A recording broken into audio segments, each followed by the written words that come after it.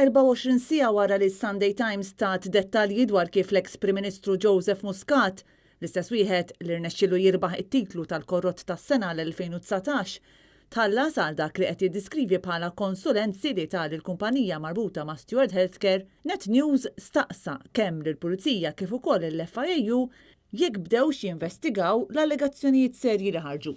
L-FIAU fit-tweġiba li bagħtu qalu li x-xogħol tagħhom huwa konfidenzjali u ma tista' tingħata ebda informazzjoni dwar dak li jkun qed jagħmel dan il-unit, hekk kif provdut fl-artiklu 33 u 34 fl-att kontra l-ħasil tal-flus. U għaldaqstant ma jistgħux jagħtu l-informazzjoni li tlabna. Min-naħa tagħhom il-Pulizija baqgħu ma tawx tweġiba għal mistoqsijiet tagħna. Rapporti fil-ġurnal tal-Ħadd kixfu kif l-eks Prim Ministru Joseph Muscat ingħata 20,000 ta' euro f'dawk li huwa qed isejjaħ miżati ta' konsulenza minn kumpanija Svizzera li rċeviet il-miljuni mingħand Steward Hearlthcare waqt li kien qed jgħaddi għandhom id-deal tal-isptarijiet mingħand Vitas Global Healthcare. Mill-investigazzjoni li wettqet it-Times of Malta ħareġ kif fil-kont tal-BOV l-eks Prim Ministru tħallas total ta' 60,000 euro bl-ewwel ħlas iseħħ xarejn biss wara li riżenja.